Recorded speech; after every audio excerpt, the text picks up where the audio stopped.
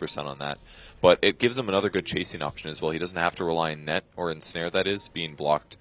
He can just Diffusal Blade somebody, force an action, and react. Oh, Swindle Melons might die again here. Yeah, Ohio's inbound. He's got the Echo. It's going to connect on Moon, but Moon doesn't have Guardian Greaves. Oh, no. Moon will be the one that goes down, though Swindle does live. Yeah, Ohio being slightly greedy on his combo there. He attacked between one of the stuns instead of going for the guaranteed stun. So Swindle gets out, they get the Darkseer. I don't know if they were going to grab both anyways, but one is still good. Could have been, I think one still would have died, but the Guardian Greaves are on cooldown for that. Made it even more difficult. And in the meantime, Fly's still getting last hits. Ziz is still getting last hits. And Z-Freak, I'm sure, was doing something as well because his HP's missing. So Fnatic gets a kill, but they're farming so often and in so many aggressive places that they're not able to get the kills fast enough. Well, Scotty completed on KYXY, though the Clinks is on the verge of getting his Daedalus. KYXY in a forward position. Buyback's still on cooldown for about 20 seconds here. He's also short on gold. Fnatic need to be careful at this point. If they lose another team fight, this game will get very difficult. Roche is up. Could be something Complexity want to consider when their Darkseer comes back to life. You know, I think the PL's actually not taking that much damage from the Ember Spirit, so he has the ability to win this game, but it's going to come down to Echo Slams, really. That's what Fnatic needs. Clinks, yeah, because there would be a Butterfly eventually on the PL. It's the natural next item when you have this many stats. So, or a Manta, one of those two at this point would be great. But he can definitely win this game, but they're going to need a lot of them to be chain stunned, and preferably also Darkseer. If Darkseer doesn't get his pipe and his mech off, then his impact is much, much less. But if they do, then I don't think they have the damage to work through this until Mushi gets maybe a refresher or something. Because right now, his damage output is not what we normally see out of a Zeus. It's threatening, but it isn't game-winning.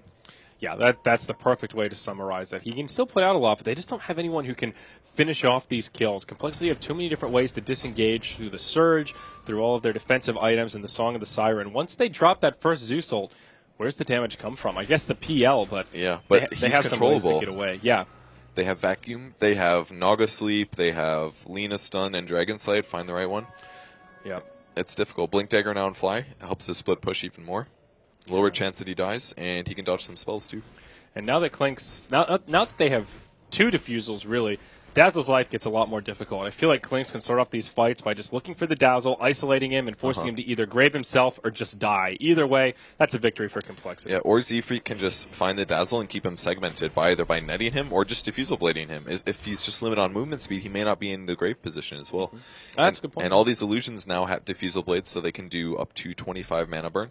Not amazing for... Oh, they're going in. Here Vacuum. We go. Wall Vacuum on two. Catchy Kimba dies before he can grave. Johnny will mech, but... I don't think that's going to do too much to keep him alive. Certainly not. Swindle gets a crit and finishes him off in stunning fashion. It really seems like Dazzle's worthless this game, honestly. Like, how many times is he just getting... Z-Freak gets a third gem. A third gem? He's got three of them. This guy's tricked out, man. He actually does have so many gems. They're just shutting down the Dazzle, and they're killing him in the first bit of time. Like, it's their organization. That's how you beat Dazzle, is having good teamwork. You have to focus the right people, and you have to initiate properly. And they've got enough Blink Daggers for it that they can always do a Vacuum into Lina Stun, and at that point, you've got kills. This guy is so farmed on Earthshaker. Whoa. Aghanim Scepter. Not an item you get to see picked up on Earthshaker too often. So every hero that gets hit by the Echo increases the Echo by 140 damage. So Z-Freak needs to be careful with his illusions. Yes, because it counts for every illusion now. They buffed that recently. Yep. So for every hero that gets hit, they're taking at least 410 magic damage. Every hero additional to that, an extra 140 that everyone takes. So if you do like a 3-man dunk, you're talking about like AoE 1000 damage before you even do Aftershock, Enchant Totem, or Fissure. So again, the team fight is here. Ohio's done great this game. They just need to find a grouped Complexity. It happened once in the last game versus C9. Will it happen again? Because if so, Fnatic can turn things around and potentially win this game. That's true. Though for Fnatic, their positioning needs to be spot on as well. Double Battle Fury now for Swindle Melon, so if they're not spread apart properly, they could just get crippled by a big Daedalus crit in the team fight. So positioning, always important at this stage in the game, now 40 minutes plus, but I feel like in this matchup, it's particularly important. It's the make it or break it for both these teams. Yeah, I agree entirely. Ember Spirit even maybe should pick up a... I don't know if BKB is the solution. Maybe just more HP would be better because their disable is a bit lacking. So he's actually going to find KYXY mid here, and they're fighting him. I can't believe he's here. Clinks is just blowing him up. Wow. I guess he wanted to try for the solo kill. I mean, he can defuse the blade off the flame guard. He just died but so fast, though. there was no way that was going to work. I feel like that was just a complete mistake from KYXY. Maybe he read the map wrong and thought he was going to be solo, but even then, I don't see him killing him that much. Now, he does have a buyback available, though, so of course that hurts, but they will have one more chance to make another hold. Refresher on Zeus. Big item there. He's got to know. Yeah, there it is. He had to buy all these other items, the Yules, the Ghost, the Blink, just to deal with the Clinks. Zeus is just not a good hero to have against the Clinks. Backdoor protection's been broken. Ziz goes in, pops the BKB. Ohio hops forward, but... Oh, he's used it already. Yeah, he hasn't used his ultimate yet. Ohio will be able to live through that initial bout of damage. Johnny just barely lives. Now they turn on to Ziz. Undying does end up falling. Ziz survives. Guardian Greaves are popped, as is the Song of the Siren. So they get one kill on the Undying. They force the buyback on the PL, and now Complexity just disengage. Oh, the Echo Slam on Swindle. Whoa, he just died. Blows him up, but he has got the Aegis of the Immortal. I don't know if that was worth the Echo Slam. Now it's on cooldown for quite some while. Swindle will come back to life, but where's his team? He makes it up to the high ground just barely. He has been ditched. Okay. He actually died so fast there. I dare say he needs an armor item almost, because just the medallion alone drops his armor to like 5. Yeah. And then PL's hitting him for about 230 apiece. That only takes a couple hits and he dies. Absolutely. And he gets some mana burn too. A decent hold for Fnatic, though. The problem is PL's buyback is now on cooldown, so if they can just manage to kill KYXY one more time, this hold for Fnatic becomes exceptionally difficult. Still 70 seconds before the Echo. Moon's got his heal and support items up. It's about 800 away from a Hex. And Lina approaching.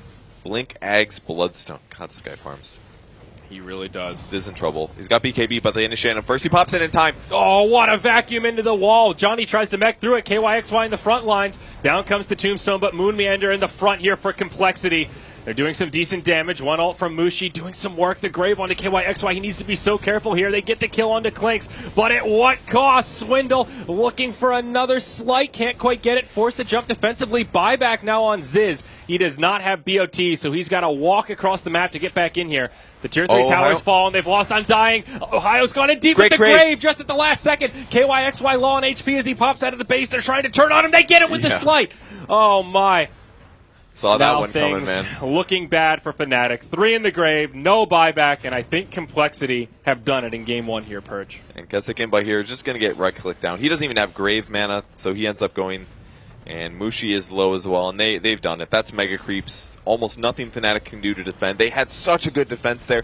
Kept weaving in and out, picking off the low HP heroes, but yeah, that seems to be it. They did surprisingly well with that last hold. If that PL had another buyback, maybe, just maybe, they could have held that off and extended the game a little bit longer. But it wasn't just that last fight. Complexity were in control for this entire game. You look at the gold graph, it ends with a 30k net worth lead, but there was never a point in this game when Fnatic was truly ahead. The mid-game, they were on even footing, but they never really pulled away with much momentum. I mean, they won those first couple early mid-fights when they had, like, Undying, Zeus, all of that advantage. But once they got to the part where their items were really integral, I feel like the item choices on Mushi just set them too far behind. Like, he got that... Do you ever feel like he did that much this game? Like, obviously he had a huge impact in the laning stage, got tons of kills, but he translated into a Midas, and he eventually got the Ags with the Refresher, but just imagine if he had more HP, if he dodged a couple ganks from Clinks, got a fast Ghost Scepter, maybe, and then, because, like, Clinks' defusal was actually quite late. It was after the... Desolator, it was after the BKB, then he got a defusal. If he just got a Ghost Scepter right after like some HP items, like a Bloodstone, then Clinks wouldn't have been able to pick that up, because then he would have just completely got blown up to Zeus. He had to get BKB. So Zeus should have been able to recognize that he would have had that item advantage. Maybe the Ghost doesn't save him versus Lina and Ember Spirit, and that's why he grabbed it, because he was worried about the Naga Sleep setup. But I feel like Mushi's item build just really didn't give them what they needed this game, and because of it, they weren't relevant enough in the mid-game, and they started losing fights. Yeah, I would agree. And we talked about Complexity showing their diversity at the beginning of that draft, and their playstyle, they adjusted appropriately. We saw Fly do a completely different item build from the games prior, again, worked very well. And even though they lost a lot of those early skirmishes, they still kept their composure, they split the map, they farmed very effectively, and ultimately that's what kept them head above water during the mid-game. Yeah. So that's game number 1. Complexity on a hot streak today, boys. 3-0 so far. They've got one game left. We'll see how they fare against Fnatic coming up next. I'm Zyori. He's Purge. Stick around, folks, because we've got game 2 around the corner.